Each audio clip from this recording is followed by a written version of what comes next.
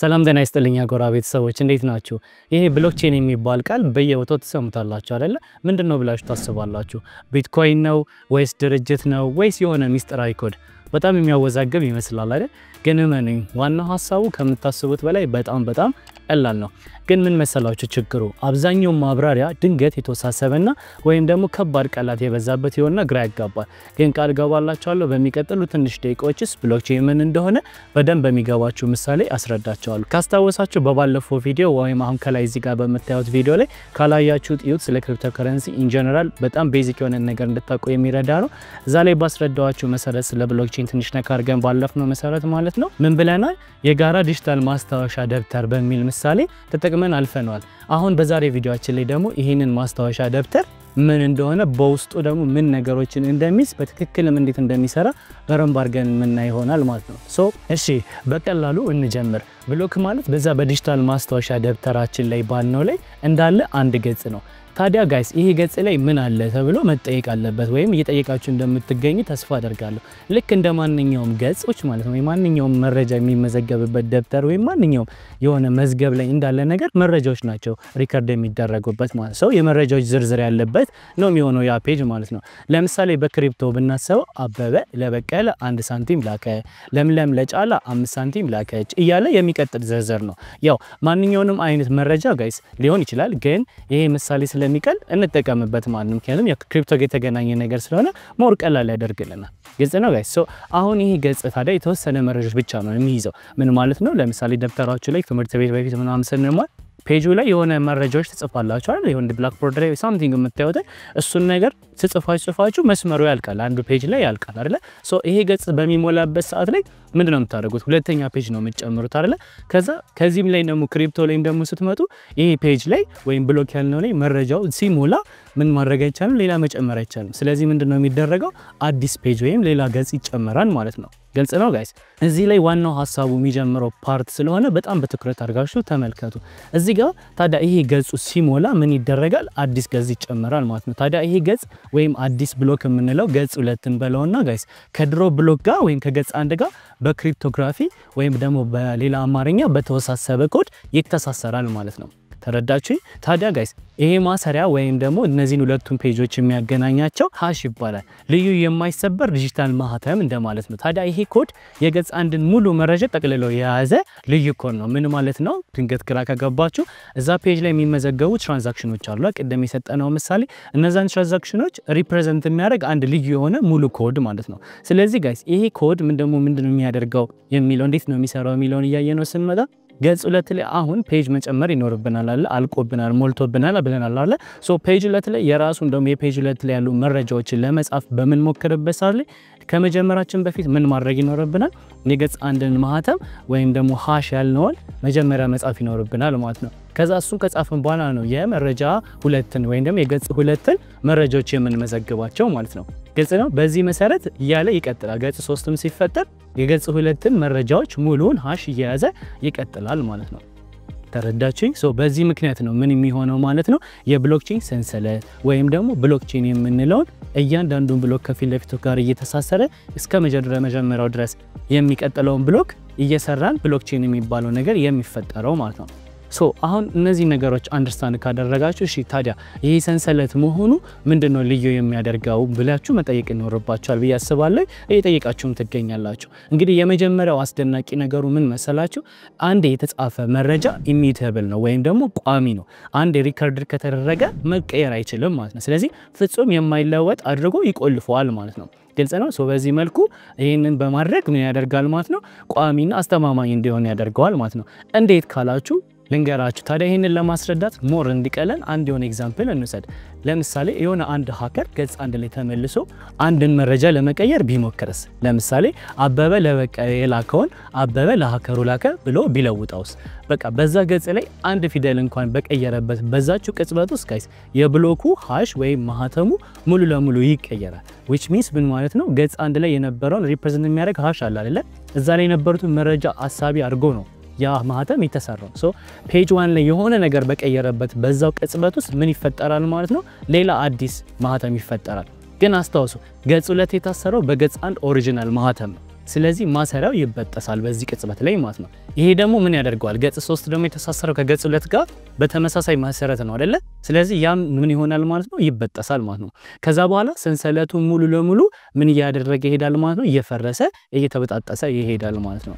ይሄ ደግሞ ምን ይሆናል መሰላችሁ? በኔትወርክ ላይ ላለ ለማንኛውም ሰው ማለት ነው እናንተም ሁላችንም ጋር አንድ ሰው የሆነ ነገር ለመቀየር እንደሞከረ ወዲያውኑ ግልጽ ይሆንልናል ማለት ነው። በዚህም የተነሳ መረጃው ደህንነት የተጠበቀ ነው ማለት ነው። ሁላችንም ኖቲስ ስለምናደርግ ይሄንን ቼንጅ እንዲሁም ደግሞ ጋይስ ይህ የመጀመሪያው አስደናቂ ነገር ቢሆንም ሁለተኛው አስደናቂ ነገር ደግሞ ይሄን ደብተር ማን እንደያዘው ነው which is እስካሁን ሜንሽን እያደረኩላችሁ ስለነበረ መቼስ ነቅታችኋል ብዬ አስባለሁ። ምንድነው የያዘው ሰው አንድ ሰው አይደለም። ያው በመናቀው ባህላዊ ዓለም ላይ አንድ አካል ወይም እንደ ባንክ ወይም መንግስት ነው አይደለ? ዋናው ደብተር የሚይዘው ወይም ዋና የምንለው መረጃ ይዞ የሚቀመጠው ባንክ ወይ መንግስት ነው አይደለ?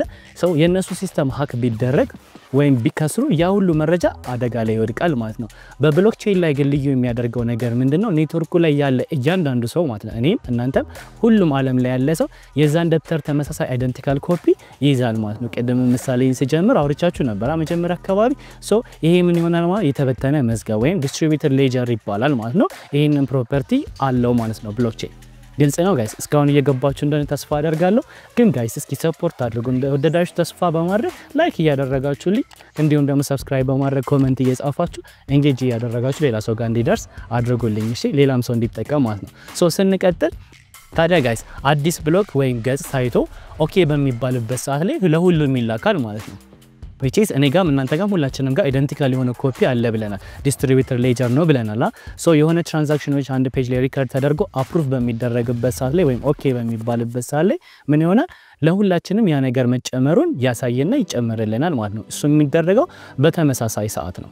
አሁን ደግሞ ጋይስ እቺን ነገር በመነግራችሁ ሰዓት ላይ እኔ ጋር እናንተ ጋር ሁላችንም ጋር ኮፒው ላይ ኦኬ ሲባል ያ ትራንዛክሽን የሚጨመር ከሆነ at the same time የቀድሞ ሀከር ብለን ያነሳው ጋር እሱ ጋርም ኮፒው ላይ የሆነ ነገር ተጨምሮ ያሳያዋል። ሶ እሱ ጋር ያለውን መረጃ ለመቀየር ቢሞክርስ ብላችሁ ኮንሰርን ይኖርባችሁ ይችላል። ከሌለባችሁ ደግሞ በኋላ ልጠይቁ ስለሚችሉ ወይም ሊመጣባችሁ ስለሚችል ይሄ ኮንሰርን ምን እንደሆነና ይሄ ነገር ምን ኢምፓክት ያመጣል የሚለው ልመልስላችሁ። ባጭሩ ምንም ማለት አይደለም። ያ ኮፒው እሱ ጋር የደረሰው ነገር ቀየረው አልቀየረው ምንም ማተር አያደርግም። ለምን መሰላችሁ? ሌላው ኔትወርክ ላይ ያሉ በሺዎች የሚቆጠሩ ኮምፒውተሮች አሉ። እኔ ጋር እናንተ ጋር ሁላችንም ጋር ያሉት ማለት ነው። ያለ ማቋረጥ ደብተራቸውን ያመሳክራሉ። 99.9 የሚሆነው ኮፒ ታዲያ ጋይስ ተመሳሳይ መሆኑና የሀከሩ ኮፒ ግን የተለየ መሆኑ ወዲያውኑ ኔትወርኩ ያውቃል ማለት ነው። ምክንያቱም ካሉት 99.9 አንድ አይነት ከሆነ የሆነ የተለየ ነገር ካለ ኦብቪየስሊ የሆነ ሰው የሆነ ነገር ሊቀየር ሊያጭበረብር እየሞከረ እንደሆነ ይታወቃል ማለት ነው። ሶ ኔትወርኩ አውቶማቲክሊ ያንን የውሸት ኮፒ ውድቅ ያደርገዋል ማለት ነው። በእንግሊዘኛው ሪጀክት ያደርገዋል። ግልጽ ነው። ሶ ስርዓቱን ለማታለል ምን ማድረግ አለበት ማለት ነው? ያ ሀከር ወይም የሆነ ነገር ለማጭበርበር እየሞከረ ያለ ሰው በሺዎች የሚቆጠሩ ኮምፒውተሮችን ማለት ነው ጋይስ በአለም ዙሪያ በተመሳሳይ ሰዓት ሀክ ማድረግ አለበት። ኢማጂን ስንት ኮምፒውተሮች ሊኖሩ እንደሚችሉ አስቡ።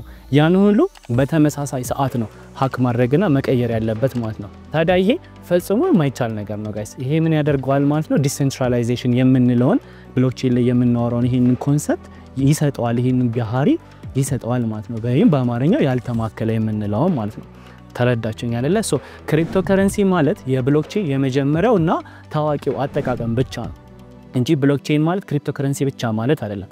ታዲያ ጋይስ ይሄ ቴክኖሎጂ ደህንነቱ የተጠበቀ የታመነና ቋሚ ሪከርድ ለሚፈልግ ለማንኛውም ነገር ሊያገለግል ይችላል ከክሪፕቶከረንሲ ባለፈ ማለት ነው። ሰው ቴክኖሎጂው በጣም ሂውጅ ነው ማለት ነው ጋይስ። ለሀገራችንም እንደ ሀገር ሁላችሁም ይሄን ነገር በረንብ አውቃችሁ ለሀገር የሚጠቅም ነገሮችን ብታስቡ በጣም ይረዳናል ማለት ነው። ተረዳችሁ? ሶ ይሄን እንዴት ሊሆን ይችላል የሚለው የተወሰነ አንድ ሁለት የሶስት ኤግዛምፕሎች ልስጣችሁ።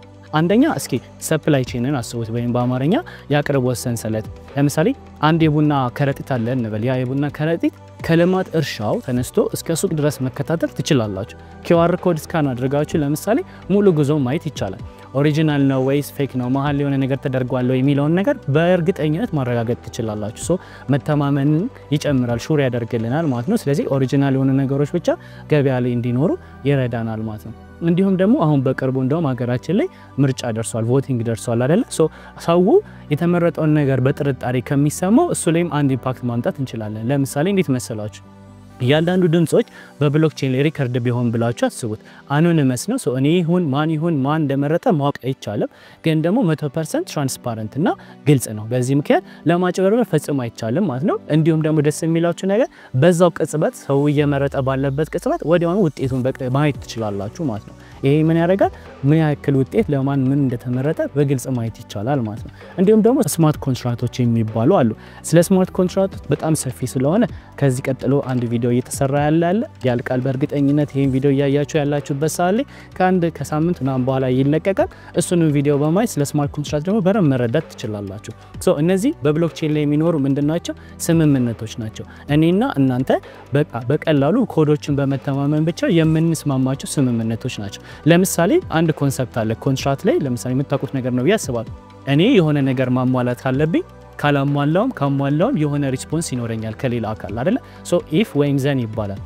ይሄ ነገር ከሆነ ይሄ ነገር ይከሰት የሚል ማለት ነው በምሳሌ ነው በረራዬ ለምሳሌ በ2 ሰዓት ቢዘገይ ለምሳሌ ኤርላይንስ ላይ ሄድኩና ከዚህ ድሬዳዋ መሄድ ፈለኩኝ ኤርላይንስ በስነ ስርዓት እኔ በሰዓት ይደርሻለሁ ግን ፕሌኑ ምን አላለም ማለት ነው ለ2 ሰዓት ያክል አልተገኘም አርፍዷል የሆነ አግሪመንት ይኖረናል በዛ ከኤርላይንሶቹ ጋር አይደለ 2 ሰዓት ሙሉ ካረፈደና በሰዓቱ ካልተገኘ ሪፈንድ ይደረግልናል የሚል ቢሆን ለምሳሌ አንድ ህግ እዚህ ጋር ምንም ወረቀት መጠበቅ የለም ስልክ መደወል የለም ከስተመር ሰርቪስ ማዋራት የለም የሆነ አለቃ ጋር ሄዶ አፕሩቭ ማስደረግ ምናምን የለም ስማርት ኮንትራክት ላይ ሆኖ በብሎክቼን ላይ ቢሆን ያቺ ነገር ለ2 ሰዓት ማለት ነው እንደረፈደሽ ካወቀ ላዘጋጀ ነው እዛ ጋር ስላቀረብ ነው በኮንትራክቱ ዙሪያ ላስቀመጥ ነው ዋሌት ወይም የሆነ ክሪፕቶከረንሲ የሚቀበል ነገር ምን ይደረጋል ማለት ገንዘባችን አውቶማቲካሊ ሪፈንድ ይሆናል ማለት በቃ ይፈጸማል ሊያቆሙ የሚችል ነገር የለም ማለት ነው የራሱ ችግሮች አሉበት እዚህ ጋር በረም እናወራበታለን በሚቀጥለው ቪዲዮ ሰብስክራይብ አድርጋችሁ ቤተሰብ በመሆን ማለት ነው ጋይስ በረም ተከታተሉ ያን ቪዲዮም ስለቅ ደግሞ በረም ማየት ይኖርባችኋል ማለት ነው እሺ ጋይስ ለማጠቃለል ያክል ብሎክቼን ማለት ቢትኮይን አይደለም ቢትኮይን በብሎክቼን ላይ የሚሰራ ክሪፕቶ ነው ማለት ነው ብሎክቼን ከስር ያለው ቴክኖሎጂው ነው ተረዳችኝ እሱ ደግሞ ምን ያደርገዋል ያልተማከለ ማንንም የማይቆጣጠረው ማለት ነው የተበተነ ሁሉም ሰው ጋር ያለ ኮፒው ተቀመጠ እንዲሁም ደግሞ የማይለወጥ ወይም ኢሚቴብል በእንግሊዘኛ የምንለው ወይም ቋሚ የምንለው ዲጂታል መዝገብ ነው ማለት ነው ግልጽ ነው ስለዚህ ማኑዋሊ የምናቆም መዝገብ ይቀርቶ ዲጂታል ሆነ ማለት ነው ግልጽ ነው በቃ ይሄ ነገር ታዲያ ጋይስ ምንድነው ሌላው ነገር ደግሞ ባንክ ወይም መንግስት ወይም ሌላ መሃል ላይ የሚገባ አካል ጣልቃ ገብነት ሳይኖር እኔና እናንተ ወይም ዓለም ላይ ያለን ሰዎች እንዳለ እርስ በርሳችን በመተማመን በዛ ኮድ ላይ መሰረት ማለት ነው መረጃ እንድናረጋግጥ የሚያስችል አዲስ አይነት ዘዴ ነው ማለት ነው አዲስ ነገር እንደተማራችሁበት በጣም አስባለሁ ጋይስ እውነት ለመናገር ይሄ ነገር ደግሞ እንደምታዩት ገና ጅማሬው ነው ብሎክቼን ገና ብዙ ነገሮችን መስራት የሚችል ትልቅ ቴክኖሎጂ ነው በረንብ አርጋችሁ በዚህ ነገር ላይ ዲግ አርጋችሁ እንደው በተለይ ወጣቶች ካላችሁ በብሎክቼን ላይ እውቀታችሁን ብትጨምሩና ለሀገር ላለብን ችግሮች ሶልቭ የሚያደርግ ነገሮችን ብታስቡ በጣም ደስ ይለኛል እስኪ እናንተስ የሰማችሁት ነገር ካለ የሆነ ኢንተረስቲንግ የሆነ አጓጊ የሆነ ነገሮች ካሉ የብሎክቼን ጥቅም ላይ ምንድነው ብላችሁ የምታስቧቸው ካሉ እስኪ ኮሜንት ላይ ጻፉልኝና ይሄንን ቪዲዮም ደግሞ ከተረዳችሁና ከተጠቀማችሁ ደግሞ ላይክ እና ሰብስክራይብ በማድረግ ቤተሰብ ሆናችሁ ሌላም ቪዲዮዎች የተከታተላችሁ አብረን ስለዚህ ነገር ላይ ኤክስፕሎር እንድናደርግ ጋብዛችኋለሁ ስለተመለከታችሁኝ በጣም አድርጌ አመሰግናለሁ በሌላ ቆንጆ ቪዲዮ መልሰን እስከምንገናኝ ቻው